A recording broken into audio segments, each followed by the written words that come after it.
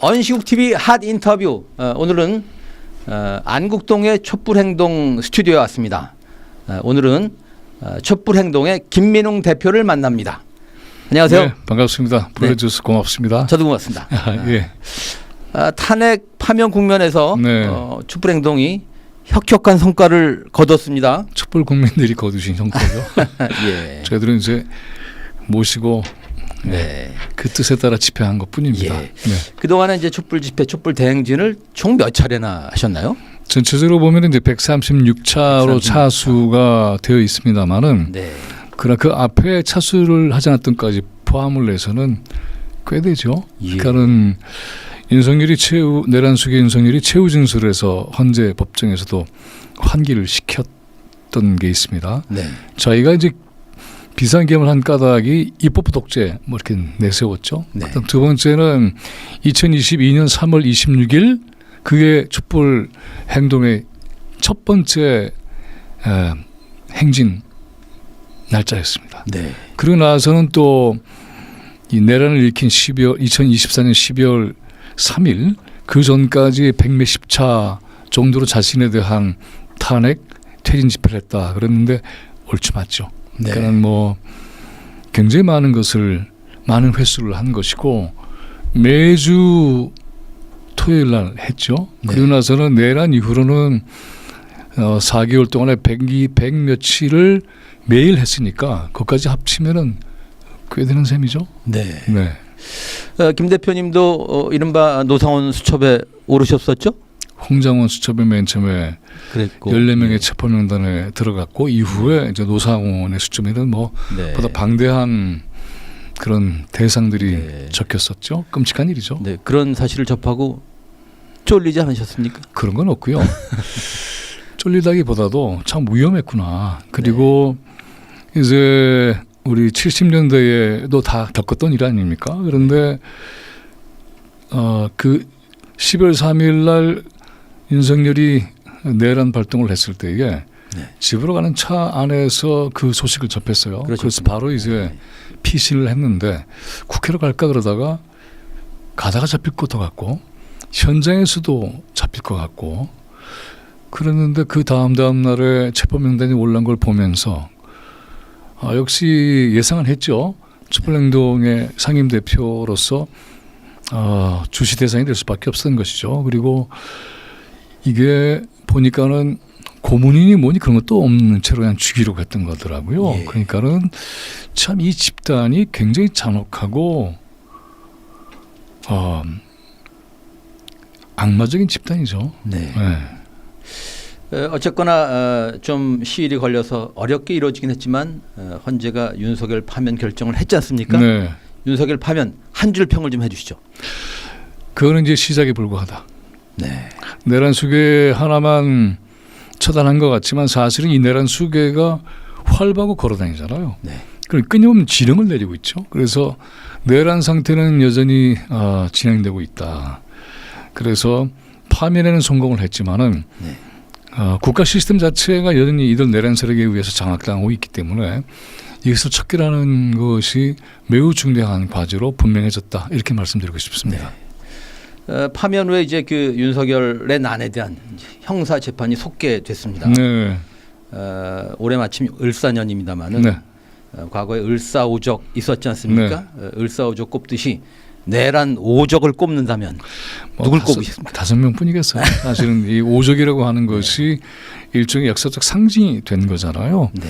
나라를 팔아먹고 민중을 고통의 도탄에 빠지게 하고 자기들의 사욕만 추구하는 자들. 네. 그러면서 국가의 모든 중대한 권력은 다 쥐고 불을 쌓는 굉장히 나쁜 자들이죠. 그런데 이걸 보면은 당연히 내란 수의 윤석열은 우선적으로 꼽을 수밖에 없고 예. 그 옆에 붙어있는 김건희도 그렇고요. 네. 정부에는 이게 현재의 정부로 되어 있는 이 국무위원들의 구성이라고 하는 것이 내란 수계가 조직한 조직이잖아요. 네. 그럼 내란 조직이잖아요. 그렇죠. 이거 해체시켜야죠. 그래서 한독수나 최상목이 지금 하는 걸 보면은 윤석열의 지령하에 내란 대응을 끊임없이 획책하고 있는 거죠. 네. 이런 자들 정부 내에서 속아내야 되는 것이고, 그 다음에 제1호 당원이잖아요. 국민의힘의 윤석열이. 내란 수계가 제1호 당원이라고 한다면은 그런 정당은 내란 정당이죠. 네. 그러니까 이자들도 척결을 세체시켜야 되는 것이고 언론 가운데 특히 조중동은 말할 것도 없고 특히 조선일보 같은 경우에는 바로 이런 윤석열 세력과 손을 잡고 끊임없이 국민들을 교란시키고 혼란시키고 내란에 이르는 과정을 전폭적 지연해 왔던 그러한 언론 아니겠습니까? 그래서 이런 언론들 그다음에 가장 중요한 핵심 실체인 정치검찰은 뭐 말할 것도 없죠. 네. 그리고 이 법조계에도 존재하지 않습니까? 예. 그러니까는 윤석열 내란 수계 그 지휘를 받고 지령을 따르는 정부 내의 세력들 그리고 정당, 국힘당, 그다음에 언론 그리고 정치검찰, 네. 정치군부도 그렇죠. 이 전체가 이름을 거명하는 것도 맞겠지만 이들 세력 전체가 을사오적이다라고 얘기하고 청산해야 됩니다. 네. 정치검찰 같은 경우에는 심우정의 경우에도 윤석열을 석방해서 탈옥하는 네. 형태로 윤석열이 여전히 지령을 내리게 하고 증거를 은폐하고 내란을 지속시키는 역할을 하도록 만들었잖아요.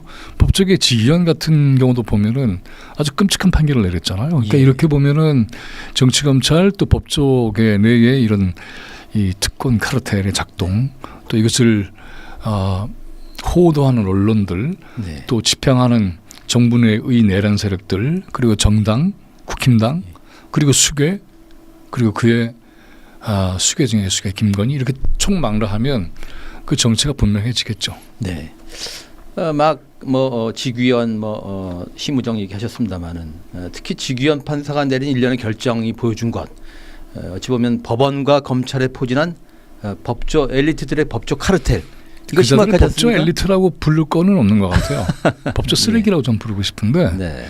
그 엘리트라고 하는 것을 통해서 그 과정까지 올라간 자들이죠. 네. 시험 권력이라고 얘기할 수가 있잖아요. 네. 시험 권력. 네, 국민적 정당성을 갖고 있는 것도 아니고 선출된 권력도 아니고 네.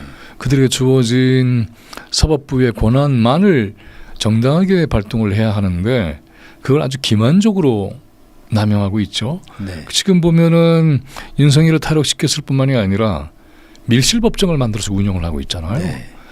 이것도 윤석열에게만은 예배적으로 적용되는 그러한 특혜라고 할 수 있는데 이거 국가의 중대 사범 아닙니까? 내란 수계는 사형과 무기밖에 없는데 이런 자들의 이런 내란 행위로 해서 최대의 피해를 입은 건 국민 아니겠습니까? 근데 네. 국민들의 눈에 이것을 가리고 네.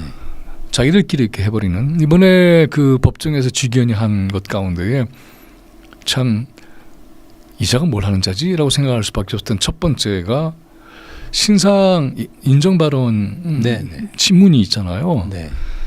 그러면 현재 직업이 뭐냐 그러면 이제 무직이다 이렇게 박근혜도 그랬고 이명박도 그랬지 그랬죠. 않았습니까? 네. 근데 그런 무직이다라는 말을 하지 않게끔 해준 거잖아요. 저는 직위원이 직업이 전직 네. 대통령 전직 대통령의 직업은 없습니다. 아니 그래서 직위원이 전직 대통령이란 직업을 창직한 것 같아요. 그러니까는 이 보면은 이런 자가 내란 수계를 감싸고 도는 거죠. 네. 이런 자가 운영하는 법정은 법정이 아니죠. 쇼쇼쇼 하는 거죠. 그래서 이 법정은 원천 무효가 될 수밖에 없습니다. 어떤 형태로 증거인멸을 하는지 그리고 지금 보면은 이자 말고도 김영원 등등 모두가 다 여기서 재판받고 있잖아요. 네. 그런데 공개되지 않잖아요. 그러니까 이렇게 밀실에 은폐해서 네. 국민들의 눈에 보이지 않게 가리고 이들의 언행을 다 평가해야 되는 거 아니겠어요? 네. 법정은 주장에 대한 논리도 있지만은 언행, 태도 매우 중요하지 않습니까? 네. 그런데 이런 것들이 당연히 국민들에게 분노를 격발시킬 수밖에 없다는 것을 알고 있기 때문에 그러면은 분노하는 국민들 앞에서 가볍게 형을 내릴 수는 없겠죠. 그러니까는 이건 다 말하자면 정치검찰과 법조 카르텔 내부의 내란 세력들의 이 기획된 모략, 음모가 진행되고 있다. 이걸 분쇄하는 것도 굉장히 중요해졌다. 그냥 본질적으로 그러니까 언론이 감시를 해야겠습니다만 네, 사법부에 대한 민주적 통제 이거 어떻게 해야 됩니까? 굉장히 중요한 문제죠. 그리고 이것은 이제 여러 가지 형태가 요구가 될 거예요. 시험으로 권력의 자리를 차지한 자들이잖아요. 그러면 두 가지가 매우 중요하다고 보는데 이때까지의 법원의 판결문을 사회적으로 심각하게 재검토해서 비판할 수 있는 영역이 만들어져야 돼요. 판결문이 법정 내에서만 돌려보고 네. 그게 공개가 되는 경우에는 문제 삼는 이런 관행은 사라져야 됩니다. 그래서 이런 자들이 어떤 식의 판결을 내렸는지 어떤 논리와 증거 토대를 가지고 유죄 무죄를 했는지 어떤 경우에 이렇게 했는지 다 공개적으로 밝혀지고 문제가 있으면 지탄받고 네. 탄핵되기도 해야 되죠. 네. 처벌도 받아야 됩니다. 억울한 사람을 유죄 판결을 내린다면 처벌받아야죠. 네. 그런 사례가 있어야 되고요. 또 하나는 이런 과정에서 중요한 법조의 이 고위직으로 올라가는 과정이 민주적 선출 과정을 거쳐야 될 거예요. 그냥 하게 되면 이건 위험합니다. 이렇게 말하자면 선거를 통해서 하는 정치판사, 정치검사가 출연하게 되죠. 그런데 기본적으로는 이들이 어떤 행적을 했고 어떤 수사를 했고 어떤 판결을 했는지 세세하게 검토하고 사회 전체적으로 비판받고 검토되는 장치가 반드시 필요해요.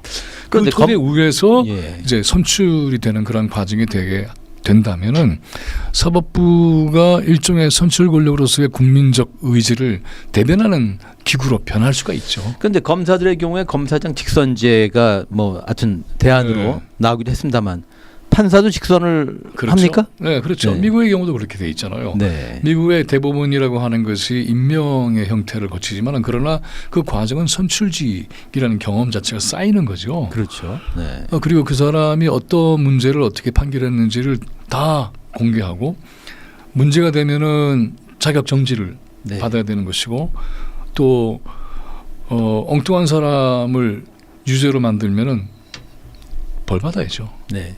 그 말씀 들어보면은 법원장 직선제도 가능하다. 가능하죠. 근데 예. 이제 그냥 제가 계속 강조드리는 것은 검사장도 그렇고 법원장도 그렇고 그냥 해서는 안 되죠. 그리고 네. 또 하나 여기 중요한 게 있어요. 보면은 지금 국민 참여제 재판도 있잖아요. 네. 근데 이거는 그냥 형식적인 거잖아요. 예.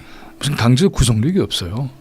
그러니까 러시아가 농노 해방을 한 게 1861년인데 그 이후에 배심원제를 도입을 해요. 네. 그게 언제입니까? 짜르 시대의 러시아가 그렇게 했는데 민주공화국인 대한민국이 아직도 국민 참여 이건 뭐 별로 형식적인 것이고 네. 결정권은 법관이 판사가 가지는 기존의 형태를 유지하고 있잖아요. 네. 겉모습만 있는 거죠.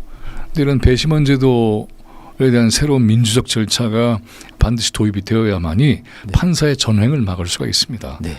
그리고 그런 장치가 있게 될 경우에 사법부의 민주적 개혁이 가능해지는 거죠. 네.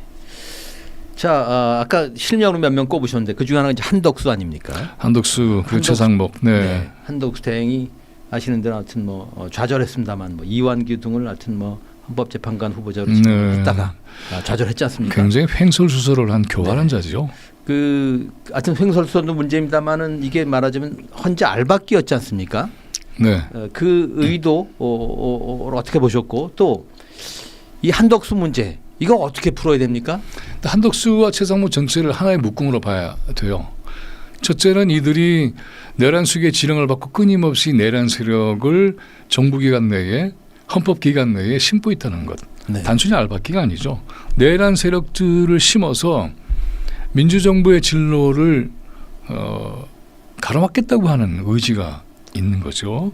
그리고 지금 또 하나 중요한 것은 대미 관세 통상 협상에 나서겠다는 거 아니에요? 네. 말이 안 되는 거죠.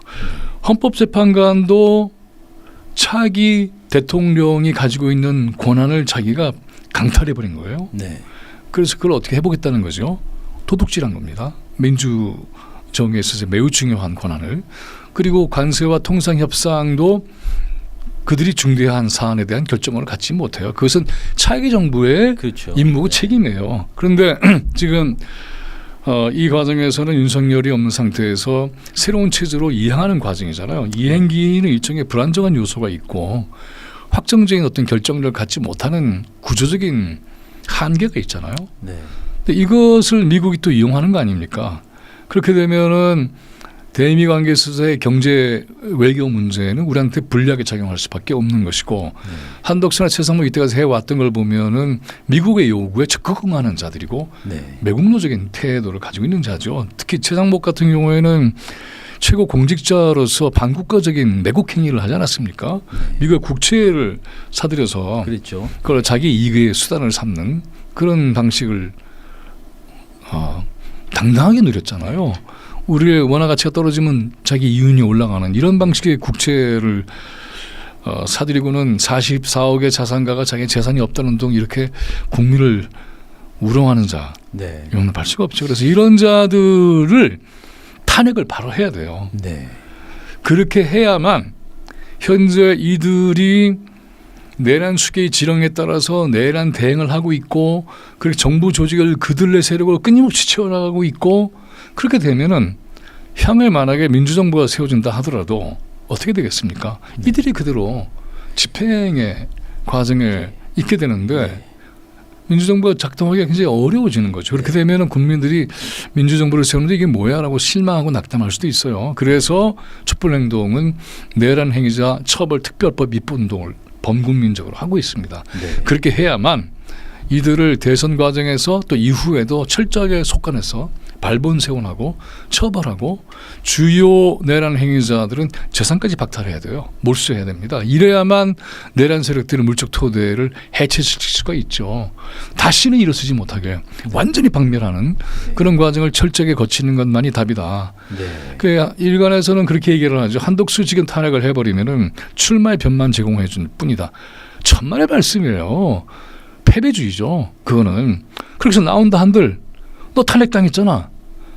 헌법 위반한 자가 어떻게 탄핵당해가지고 출마해서 국민의 뜻을 따르겠다고 사기치지 마 이렇게 바로 치고 나가야죠. 근데 그거를 이제 그렇지 않아도 대통령병에 걸려서 지금 저렇게 하고 있는데 거기다가 탄핵까지 하면은 날개를 달아주는 게 아니냐 이런 판단을 하는 경우도 있는데 그건 잘못된 생각입니다. 바로 치고 들어가야 됩니다. 그래서 다시는 이런 자들이 준동하지 못하도록 꼼짝하지 못하도록 엄격하게 단호하게 처단 처벌해야만이 국가의 기강을 바로잡을 수가 있습니다. 그렇죠. 다시는 누구도 내란을 꿈도 꾸지 못하도록 엄벌하고 특히 내란 수계의 경우에는 형량이 확정된 후에 뭐 가석방도 감형도 심지어 다음 대통령의 그 특별 사면도 없어야 하지 않겠습니까? 없어야 되는 것이고요. 현재 진행형인 내란도 제압해야 됩니다. 그런데 거기에 선두에 서 있는 지금의 현 정부에서의 내란 수계 역할을 하는 게 한덕수 최상무이네요. 맞습니다. 그래서 이 자들을 신속하게 탄핵해서 처벌해서 직무정지를 시켜버려야 돼요. 근데 이제 어떤 학자는 지금 이 문제하고 이제 맥락이 통합니다만은 이런 몇몇 사람들의 문제가 아니고 이게 이른바 제도적 진지전, 뿌리 깊은 문제다. 뭐 한국에서만 나타나는 것도 아니고 뭐 이런 분석도 하더군요. 뭐 다운사이징 데모크라시 이런 책에서 뭐 그런 그러니까 이게 일종의 이제 그 이른바 심연에 깊이 자리 잡은 암약하는 그러한 세력들이 국가기관을 장악하고 있다. 딥스테이트란 말 쓰잖아요.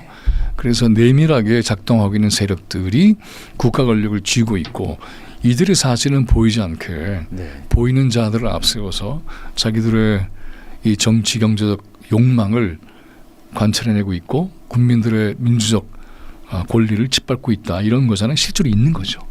그러니까는 이게 보면은 1945년 이후에 미군정 하에서 일어났던 7.1 매국 세력들의 정치적 복원 그리고 반민특위의 실패 이걸 통해서 7.1 매국 세력들이 살아났고 이들의 주구장창한 지배 세력의 존재가 지금까지 우리한테 영향을 미쳐서 고통을 주고 있지 않습니까? 그래서 아까 제가 말씀드렸던 내란 행위자 처벌 특별법이라고 하는 것은 선례가 있는 거죠. 반민특위. 왜 미군정에 의해서 좌절됐고 이승만 정권에 의해서 완전히 해체된 그 역사의 경험을 다시는 되풀이하지 않게 이번에 단단히 해야 되는 거죠. 그래서 그 선례가 있었고 그것이 실패했을 때 얼마나 장기적인 후과가 있었는지를 우리는 뼈저리게 겪고 있기 때문에 지금 이때 잘해야 되죠. 쇠가 달궈졌을 때 바로바로 치고 그리고는 정치적인 권리 또 이들이 부당하고 불법적으로 쌓아온 재산을 몰수하는 이런 모든 절차가 아주 단호하게 펼쳐져야 합니다. 다시 한덕수 돌아가면 말이죠. 한덕수가 지금 조기 대선을 관리하게 생겼지 않습니까? 네. 이 사람이 과연 공정하게 관리를 할지. 그래서 이자에게 맡기면 안 되죠. 네. 네. 맡기면 안 되고 그리고는 이사의 음흉한 그런 생각이 다 드러난 거 아니에요. 네. 그러면 거듭 말씀드립니다마는 직무를 정지시켜야죠. 이게 이제 그동안의 헌재 경험을 보면은 감사원장, 검사 전부 기각됐거든요. 근데 그것 때문에 망설이지 말라는 거죠. 일단은 직무 정지시켜야 돼요. 그리고 탄핵 심판은 시간이 걸려요. 네. 그러니까 그런 거에 대해서 멈칫거리지도 말고 이제 대선 보면은 한 달 반도 안 남았잖아요. 네. 그럼 탄핵시키면 대선 과정에서 이들이 갑자기 뭐 기각됐다 한들 뭐 그게 대단한 거겠어요. 끝나는 거죠. 네. 그러니까 무조건 직무정지 시켜야 됩니다. 그리고 직무정지 한 상태에서 이 대선의 관리를 아주 건강하게 해내야 하는 것이지 이런 내란 세력들이 정부 곳곳에 숨어서 안약하고 또는 노골적으로 내란을 선동하는 이런 상황을 방치해서는 안 되죠. 네. 자, 이제 미래 얘기를 좀 해보겠습니다. 소위 장미 대선 후에 이 사회 대개혁 네. 굉장히 중요하지 않습니까? 이 사회 대개혁의 핵심적인 과제로 뭘 꼽으시는지, 그 해법은 뭐고? 거듭 말씀드린다면은 내란 세력 척결이에요. 우선은 네. 이번에 야 5당이 2차 원탁회의 선언문을 발표를 하면서 네. 가장 중요한 것을 내란 종식과 민주헌정 수호라고 내세웠어요. 그 촛불행동이 거기에 대해서 환영 성명을 냈습니다. 네, 너무나 잘 선택한 것이고 촛불행동도 내란 세력 청산과 민주정부 건설이 매우 중요한 주요 구호입니다. 일치하는 거죠. 촛불 국민들의 요구와 이걸 굉장히 대단히 중요하게 생각하고요. 이러면서 우리가 이 내란 세력 척결 운동을 끊임없이 벌여나가야만 그것 자체가 민생이고 그것 자체가 세계 대개혁의 구조적 기반을 만들 수가 있어요.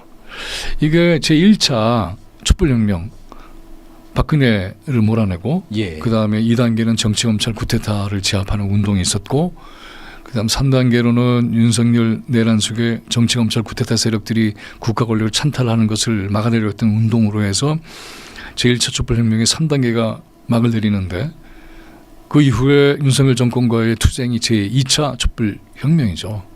근데 이 과정 전체로 볼 때에 우리가 염두에 둬야 될 것은 1차 때 기억하시겠습니다마는 촛불혁명 이후에 적폐청산이 굉장히 중요한 과제였잖아요. 네. 그런데 며칠 안 하고 말하자면 뭐 필요하다. 적폐청산 필요도가 높아졌다. 뭐 이런 식으로 해서 언론들이 뭉개기 시작하고 문재인 정부도 거기에 대해서 치열한 어떤 투쟁 의지를 보이지 않았고 이런 상황 속에서 바로 적폐인 정치검찰 세력들이 몸집을 키우고 이지경이 된 거 아니 아니겠어요? 그때 그 문정부가 적폐청산한다고 하면서 특습을 키웠습니다. 윤석열 키워줬어요. 네, 근데 이제 그 특수부를 키웠을 뿐만이 아니라 실제로 중요한 적폐를 제대로 청산하지 못한 거죠. 그리고 적폐를 키워버린 거죠. 잘못된 방법이죠. 그래서 이번에는 그런 역사적 교훈이 있기 때문에 언론이 무슨 뭐 이 내란 세력 척결 청산 적폐 세력 청산 필요하다 이따위 소리 감히 하지 못하게 대담하게 이 문제를 치고 나가야만 됩니다. 혹간에서는 정치보복 아니냐 그러는데 이게 무슨 정치보복이에요? 그리고 보복이라는 말을 굳이 쓴다고 한다면 국민들은 보복해야 됩니다.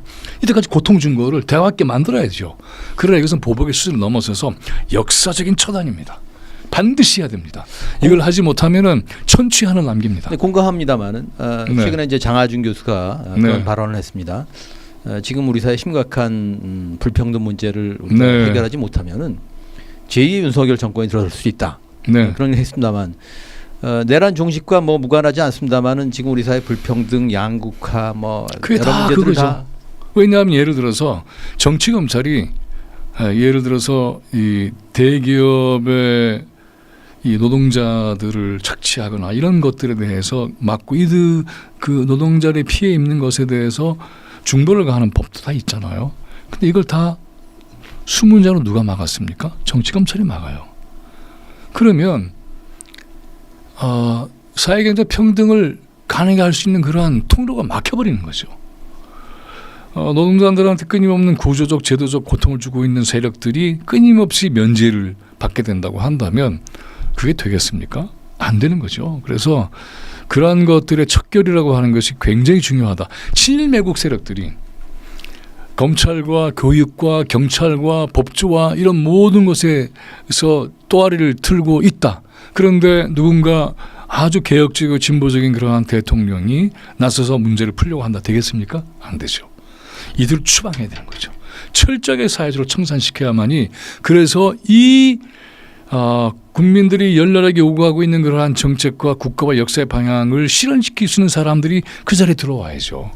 그래서 아까 제가 말씀드렸던 내란 행위자 특별법이 처벌 특별법이 굉장히 중요한 겁니다. 그래야만이 정말 대통령을 위해 정말 원하는 사람 뽑는다고 해요.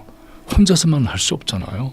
도처에 내란 세력들이 깔려 있는데 그들을 몰아내고 그 뜻을 따라서 공직으로 행할 수 있는 사람들이 있어야 돼. 근데 뭐 임기가 있다는 등 뭐 있다는 등 그런 소리 못하게 만들어야죠. 너 이런 내란 행위 했잖아.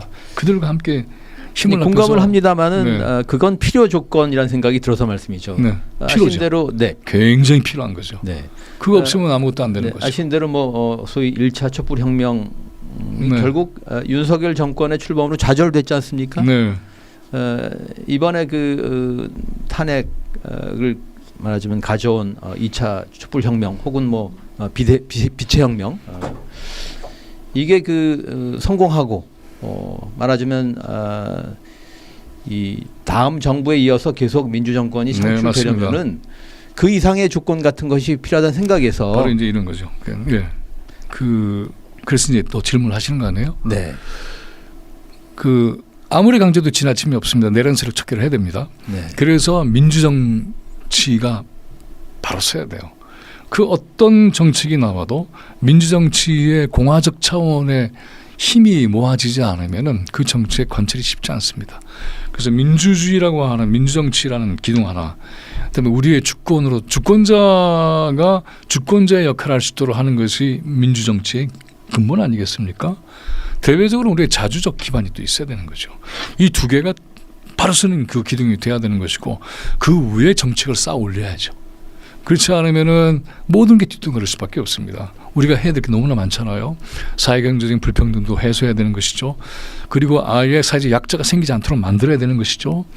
그리고는 헌법적인 권한기관이 권력기관으로 행사하고 오만을 부리는 것도 척결을 해야 되는 것이죠. 남북관계의 평화적 복원도 이뤄내야 되는 것이죠. 그다음에 동아시아 세계 체제의 이행기에 있어서 우리의 자주적 권리를 지켜내야 되는 굉장히 중요한 국익 사안이 있잖아요.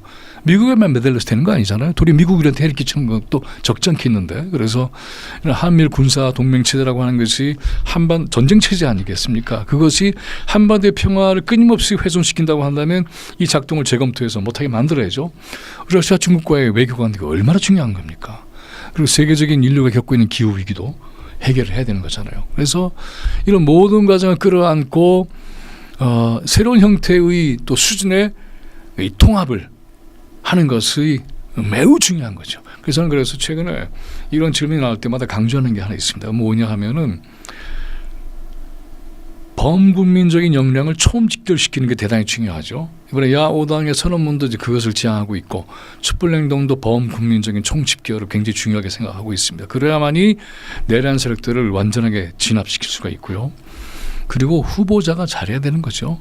근데 후보자를 함께하는 분들이 정말 잘해야 되는데 이때 이제 필요한 게 뭐냐 하면은 탄탄한 신뢰를 만들어내는 겁니다. 대선 과정에서 정말 이건 믿을만하다라고 하는 이런 이 체제적 신뢰를 만드는 일이 너무나 중요해요. 왜냐하면 문재인 정부하고 윤석열 정권을 거치면서 정부에 대한 신뢰는 파탄이 났어요. 네. 정치에 대한 신뢰도 파탄이 났습니다. 근데 이것이 이제 신뢰를 얻는다고 하는 것은 그 요체가 뭐냐 하면 딱 하나밖에 없습니다. 주권자 국민을 하늘처럼 떠받드는 겁니다. 여기에서 신뢰의 힘이 나와요. 자기들이 지도한다든가 정책을 집행하면 다 되겠거니 이거는 오만이고요. 철저하게 주권자 국민을 하늘처럼 떠받들어서 이들의 뜻을 헤아리고 주권자의 명령에 복종하는 이런 자세를 갖는 것이 매우 중요한 것이다. 촛불행동이 이 윤석열을 몰아내는 투쟁을 하면서 처음에 깃발을 들고 선언했던 것이 주권혁명입니다. 오늘날 주권자 얘기 많이 하잖아요. 네. 또 국민의 명령을 따른다. 이것도 촛불연대 끊임없이 촛불 국민들이 외쳤던 건데 지금 굉장히 자연스럽게 쓰이고 있지 않습니까? 공감합니다만은 네. 예를 들어서 아까 뭐 대문제 다 공감을 네. 합니다. 근데 최근에 하여튼 이재명 전 민주당 대표가 네. 뭐 잘 사니 지금 그런 얘기를 한 일이 있습니다만은 네. 그 표현에 대해서는 또 뭐 그 이런저런 의견이 있는 것 같습니다. 네. 그러나 어쨌거나 그 윤석열 정부가 뭐 재정을 운영하면서 많은 경제 실패를 낳았지 않습니까? 네. 재정 운영하는 게 지금- 아니라 재정을 낭비해 버린 거죠. 네. 네. 성장 문제랄지 네. 이런 그 큰 방향성의 그 재정립이랄지 전환 네. 이런 문제도 경제 문제도 당연하죠. 중요하다 생각해서 네. 그런 문제는 어떻게 보시는지 그러니까 대외관계 네. 주권자 문제를 떠나서 떠날 수가 없고요. 그거는 아주 본질적으로 장착돼야 되는 그러한 우리의 지형이고요. 네. 그 지형 위에 쌓아야 된다는 얘기를 제가 하려고 했던 것입니다. 성장 문제 굉장히 중요하죠. 왜냐하면 지금 성장력 자체가 흔들거리고 있다고 한다면 모든 게 무너지는 거니까요. 그런데 과거의 성장론의 문제는 뭐냐 하면 성장을 위해서 누군가는 사회적 약자를 희생시키는 방식으로 성장을 했기 때문에 성장론에 대한 일반적인 이미지가 그렇게 좋은 건 아니에요. 그래서 이러한 성장과 함께 모두가 함께 잘 살아가는 선순환 구조를 만드는 답은 마련해 놔야 합니다. 그리고 이런 체제 전환기에 있어서의 국제적인 경쟁은 보다 가파라지기 때문에 전략 산업을 정확하게 지목해서 국가적 투자를 하는 것도 매우 중요하죠. AI 얘기를 하잖아요. 100조. 거기에 대해서 우리의 농업도 굉장히 중요합니다. 이 농업 기반을 분명하게 틀어잡고 나가지 못하면은 잘못하면 모래 위에 성이 될 수가 있어요. 먹거리의 주권을 빼앗기면 그다음에 어떻게 되겠습니까? 그래서 이러한 이 농업에 대한 아주 총력적인 그러한 지원, 새로운 수준의 농업 발전도 매우 중요하다. 그렇게 해야만이 이것의 성장의 질적령이 채워질 거예요. 그리고 제가 그 외교에 얘기를 했습니다만 남북관계 평화적 복원이 우리의 경제에 얼마나 중요한 영향을 갖겠습니까? 그리고 남북관계 평화적 복원이 대륙 경제하고도 직접 만나는 그러한 이 길을 활짝 열 텐데 그거 이상으로의 경제 성장에 있어서 토대가 있겠습니까? 알겠습니다. 바로 그런 거죠. 예, 이제 화제를 바꿔보겠습니다. 네.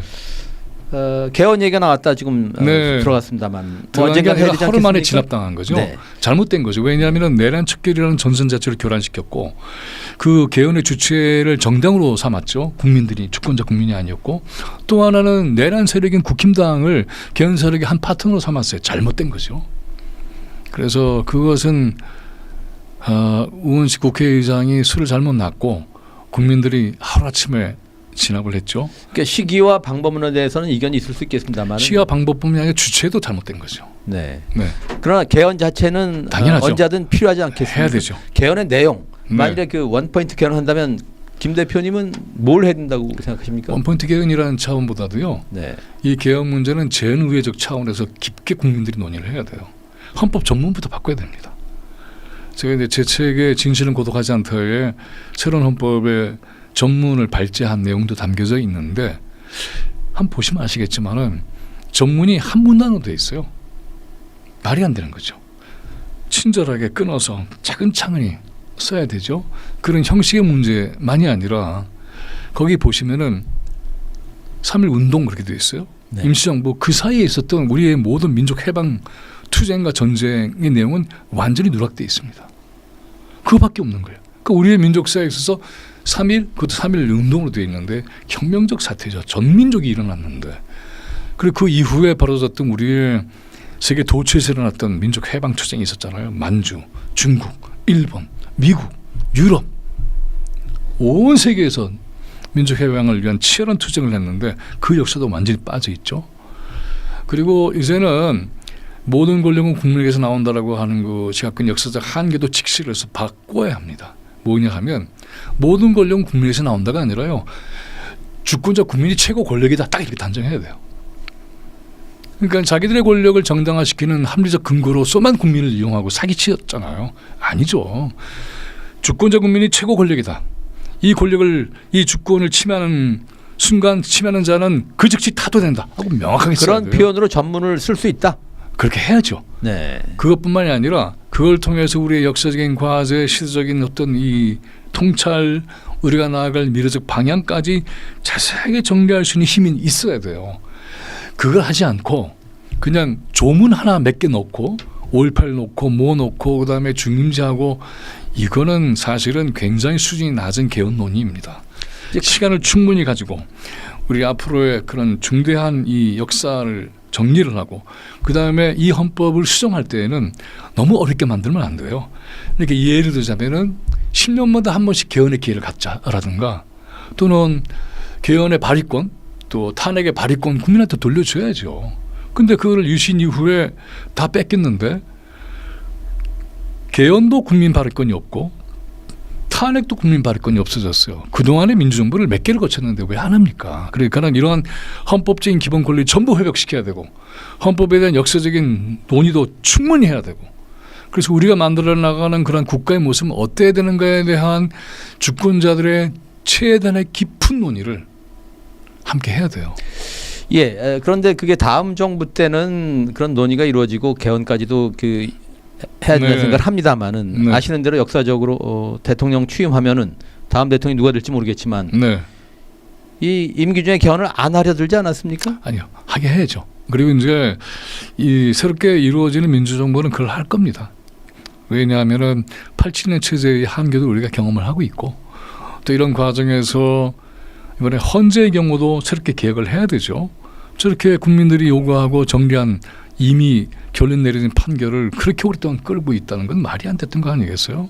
헌재라고 하는 것의 역사적인 그런 의미를 보면은 87년 6.29 이후에 전두환을 중심한 지배 세력들이 껴놓은 장치예요. 입법부에서 민주 세력이 다수를 차지할 경우 이걸 통제할 수 있는 장치를 만들어낸 것이 헌재의 출발입니다. 사실은. 그러니까 이걸 보면은 입법권의 통제를 걸잖아요. 그 우리가 볼 때에는 검사, 감사원장, 김건희 수사를 제대로 안 했던 검사 당연히 탄핵해야 되고 처벌받아야 되는데 탄핵 소추를 기각시켜 버렸잖아요. 네. 그러니까 이런 것들이 말이 안 되는 거죠. 그래서 이런 것들도 근본적으로 혁파를 해야 돼서 주권자 국민들의 의지가 정확하게 관철될 수 있는 그런 헌법을 만들어야 되는 것이지 이것이 정당 몇몇이 모여서 자기들끼리 논의를 해서 일종의 원포인트 개헌이라는 형태로 그걸 마무리 짓는다.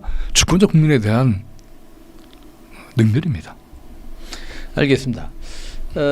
소위 장미 대선으로 들어설 2기 촛불 정권이 저는 그로부터 5년 후에 정권 재창출로 이어져야 네, 맞습니다. 그래서 사회 대개혁 과제를 완수할 수 있다 이렇게 봅니다만은 네.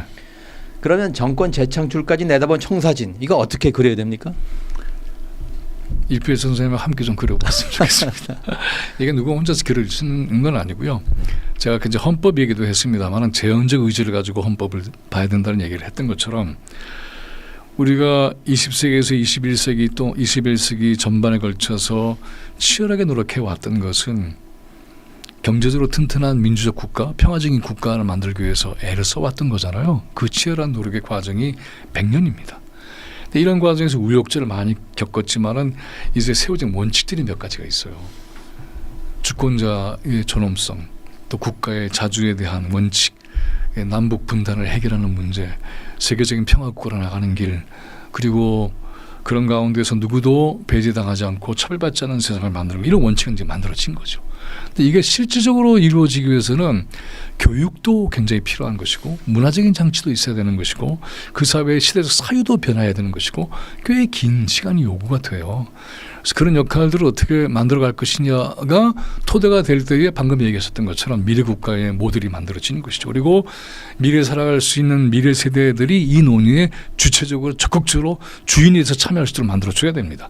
그들이 결정할 수 있는 내용도 있어야 돼요. 우리 세대가 모두 결정을 해버리고 그 다음 세대는 그것을 받아 먹거나 아니면 그걸 그냥 안주해버리는 그게 아니고 이건 그들의 권리이기 때문에 네. 그들의 권리가 네. 그 미래 청사진에 어떤 내용이 담기든 몇 가지 키워드를 꼽아준다면 우리가 한때 뭐 산업화, 민주화 이런 일을 해왔다면은 네. 그럼 이 대전환 시대에 우리가 청사진을 그린다면은 키워드로 몇 가지 꼽아주신다면 뭘 꼽으시겠습니까? 제가 만약에 꼽는다고 한다면은 이 나라에 살고 있는 주권자 국민만이 아니라 이 나라에 함께 살고 있는 모든 사람들의 권리와 삶이 존중받는 사회, 그게 굉장히 중요한 거죠. 이게 이제 말하자면은 일종의 덕이 있는 사회가 저는 굉장히 중요하다고 생각해요. 그래서 서로 아끼고 그리고는 존중하고 그리고는 경청하고 이런 힘들이 새로운 정치를 만들 수 있다고 생각을 해요. 안 그러니까 정치를 보면 사기, 기만 이게 난무하잖아요. 그런데 이게 사람들의 인격과 이성을 무시하는 거죠. 윤석열 체제가 들어오면서 우리 사회에서 가장 크게 표출된 게 반지성입니다. 그 지성이 깨지고 이성적 사유를 뭉개버린 거죠. 근데 이런 과정에서 덕이라고 하는 굉장히 소중한 품격 있는 윤리도 박살이 났습니다. 근데 이게 인간관계, 사회적 관계를 만드는 데 매우 중요한 거잖아요. 그 사람의 마음을 깊이 생각하고 고통을 내 고통으로 느끼고 그리고는 그 사람의 삶이 존엄하게 지켜질 수 있도록 노력하는 것, 그런 것이 우리 사회의 품격을 완전히 바꾸는 거죠. 그 품격 위에 정치가 있게 되면은 저는 굉장히 다른 미래가 열린다고 봅니다. 뭐 다른 얘기할 게 많지만은 그런 덕과 품격과 존중이 일상화되는 그러한 사회를 만들어 갈 때 그 사회에서 난 정치야말로 신뢰할 수 있고 그리고 품위가 있고 또 인류적으로 존경할 수 있는 새로운 형태의 민주주의가 창출될 것이다. 네. 네. 화제를 또 바꿔보겠습니다. 네. 저도 개신교 신자입니다만은 개신교 목사이시지 않습니까? 네. 성직자신데. 네. 그런데 요즘 개신교 너무 보수화되고 심지어 극우화됐습니다. 이거 어떻게 풀어야 됩니까? 요즘의 개신교가 아니라 한국교회 그런 무리들이 있는 거죠. 이들은 한국 사회에서 반공과 그다음에 자본 위주의 계급적 성격을 같이 갖고 있는 세력들이에요. 기득권층이죠. 그렇죠. 이게 이제 1945년 이후에 해방이 된 이후에 친일매국 세력들이 개신교 속에 많이 들어와서 그래서 원래의 기독교 복음이 아닌 냉전 반공을 기독교의 복음인 것처럼 선전을 했고 그리고는 수많은 대중들을 쇠뇌시켜버렸고 그리고는 사유가 제대로 작동하지 못하도록 단세포적으로 만들어버리고 그들을 교회의 교권주의자들이 목사들이 교회에서 교권을 쥐고 뒤흔들고 그리고 의식을 조작하고 그리고 이끌고 왔던 거죠. 그렇게 돼버리니까는 한국 교회의 상당수는 교권주의자를 떠받드는 예수님의 뜻을 따라서 사는 희생적 십자가의 정신은 사라지고 교권주의자들을 따라서 맹종하는 파시스트 대중들이 돼버렸어요. 이게 독일의 파시스트가 성장할 때도 나타났던 모습인데 이게 보면은 무서운 게 매주 한 번씩 가잖아요. 수요일도 가고 새벽 예배도 가고 이러면서 얼마나 일상적으로 이들의 의식을 이런 극우 파시스트 세력들이 지배하고 있는가. 그런 이들이 노리는 건 헌금이잖아요. 교권에 대한 충성이고 그래서 아주 극단적인 권위주의가 이들을 장악하고 있고 그래서 이들이 마치 하느님처럼 떠받들려지는 그러한 세상을 만들어버린 거지. 이거는 종교가 아니에요. 이런 타락해도 예수님이 말씀하신 것처럼 강도에서 우리고 회칠한 무덤입니다. 이거에 눈을 뜰 때 이런 교회들은 예수님이 말씀하신 게 있어요. 돌 위에 돌 하나도 남지 않을 것이다. 그렇게 돼야 됩니다. 그렇게 돼서 새로운 형태의 종교 개혁 운동이 일어나야만 이 힘이 정치도 바꿀 수 있습니다. 그런데 너무나 기가 막힌 것은 기존의 정치권들이 또 이들에게 아부를 해요. 왜냐? 결합했죠, 뭐. 이들이 가지고 있는 대중이 많기 때문에 그건 표잖아요. 그래서 거기에 아부를 합니다. 이것도 단호하게 끊어야죠. 교권주의라고 표현하셨습니다만 저는 이렇게 표현하고 싶은데 경영에서도 대리인 비용 문제가 있습니다만 정치도 그 간접 민주주의를 하면서 우리가 대리인 비용을 세게 치르고 있다면은 종교도 결국 대리 문제가 생각입니다. 이 교권주의자들이 신의 대리인 행세하는 거 아닙니까? 그런 거죠. 근데 이제 기독교의 복음이라고 하는 것은 그 가난한 자가 저들이 하느님 나라의 주인이고 그들이 복을 받을 것이다. 이렇게 시작하잖아요. 얼마나 중요한 겁니까? 세상에 가장 작은 자들이 한 것이 나에게 한 것과 같다. 이런 태도를 가져야 하는데 세상에 큰 자들을 추종하고 부한 자들을 떠받들고 가난한 자들을 추방하고 힘없는 사람들을 짓밟고 이건 기독교가 아니에요. 만일 그 예수님이 2025년 이 땅에 오신다면은 뭐라고 일갈하실 것 같습니까? 아까 제가 얘기했던 대로 저거는 회칠한 무덤이다. 강도의 소굴이다. 돌 위에 돌 하나도 남지 않을 것이다. 저들은 하루살이는 걸어내고 과부의 가슴까지 집어삼켜 탕진하는 자들이다 하고 우리와 같은 시대적 육성으로 이들을 혼내실 거예요. 이 자들은 하나님이 없다고 믿는 자들이에요. 사실은 예수님을 믿지 않는 자들이에요. 믿었다면 믿는다면 절대로 이렇게 할 수가 없습니다. 아니 전광훈이 목사입니까? 아니죠. 네. 네. 그러나 이런 자들은 그냥 사기꾼이고 저희들은 정치 깡패라고 불러요. 저는 종교 자영업자라고 부릅니다. 종교 자영업자 정도로 끝나는 게 아니라 정말 깡패짓을 하고 있는 거죠. 네. 그리고 이번에도 보세요. 집회해놓고는 헌금. 예. 그따위 소리는 하고 있잖아요. 그러니까 이게 아주 나쁜 자들이죠. 예. 다시 화제를 바꿔보겠습니다. 저희가 네. 언론 비상 시국회인데 저희가 네. 이 내란 전국에서 조선일보를 언론계 내란 수계로 규정한 일이 있습니다. 성명을 네. 했었는데 잘하셨습니다. 지금 언론에 또 문제가 많지 않습니까? 네. 지금 언론을 향해서 고언을 좀 주신다면 어떤 말씀을 하시겠습니까? 말을 해서 들을 건 아닐 것 같지만은 네. 근데 이제 그 60년 70년대에 우리 언론에 대한 인식은 언론이 지사적 위치에 있었잖아요. 지금은 이제 직업이 돼버렸는데 뭐 그걸 나무랄 건 아니에요. 그런데 직업이 있다 하더라도 직업 윤리가 또 있지 않습니까? 언론인으로서의 직업 윤리의 핵심은 뭐냐 하면은 진실에 대한 용기를 갖는 거잖아요. 근데 진실에 대한 용기를 갖는 게 아니라 진실을 오히려 훼손하고 그리고 그것을 왜곡시키고 그래서 자기들의 어떤 특권 세력들의 정치적 야망, 욕망을 위해서 자기들의 직업을 갖다 바치는 자들이죠. 그리고는 이들은 걸핏하면 자기들이 만드는 사형대가 있어요. 단두대가 있어요. 누구나 딱 지목하면 단두대 올려놓고 죽여버려요. 수시로 죽입니다. 연예인부터 정치인까지 다 죽여버려요. 아주 그 행위가 악질적이죠. 그리고 이것은 이들의 존재가 살인 흉기예요. 단순히 그냥 이건 나쁜 언론이다 정도가 아니라 실제로 살인 흉기이고 이들이 이제 세운 단두대에서 재판이 벌써 끝나버립니다. 정식 재판 받기 전에 유죄 판결을 받고 어떤 사람은 그냥 죽어버려요. 그것 때문에. 언론 재판이라고 하죠. 그렇죠. 그러니까 죽여버려요. 이런 것들이 어떻게 존재할 수 있을까? 이런 거는 단호하게 처벌해야 되고 그 존재를 폐기시켜버려야 합니다. 그래서 제가 강조하고 있는 것이 바로 지성, 이성의 회복입니다.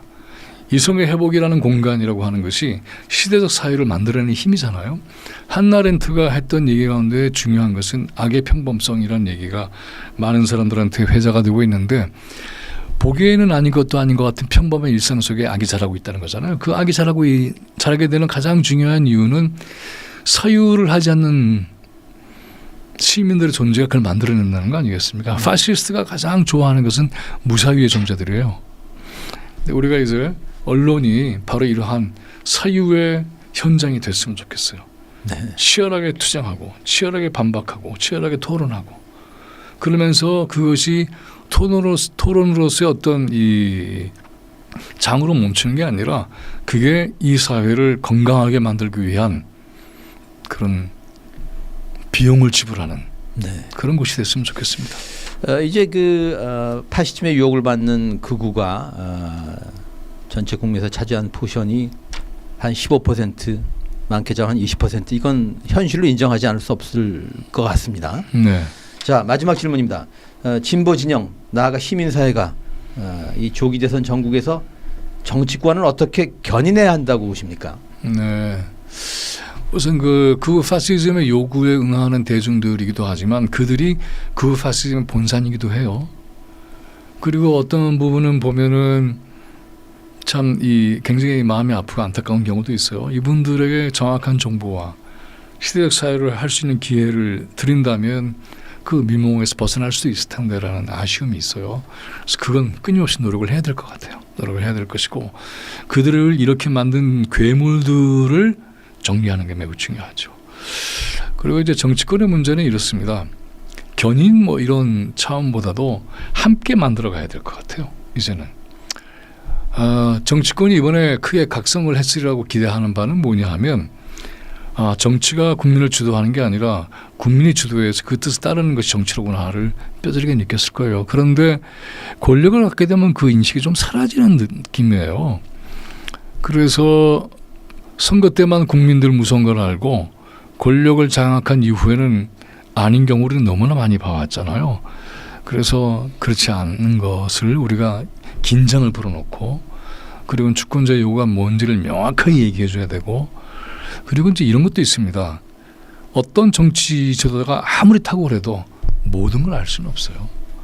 그러니까 이 영역에서 어떤 고통이 있는지, 저 영역에서 누가 어떤 희생을 치르고 있는지 다 알 도리가 없잖아요.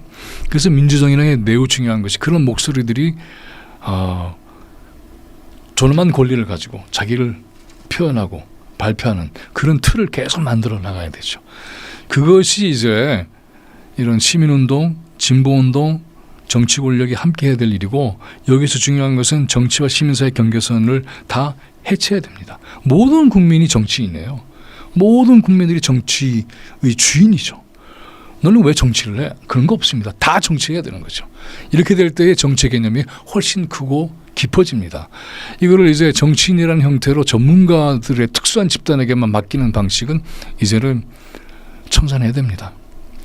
그리고 그 정치인은 바로 이러한 국민의 뜻을 따라서 이런 정치권의 제도적 장치에 파견된 존재들이죠. 네. 네. 실제로 뭐 최근에 몇 분이 그런 국민 발안제 같은 걸 제안을 했습니다만, 지금 이 시대에는 직접 민주주의를 좀 강화할 수 있는 그런 시스템이 너무나 가능하죠. 네.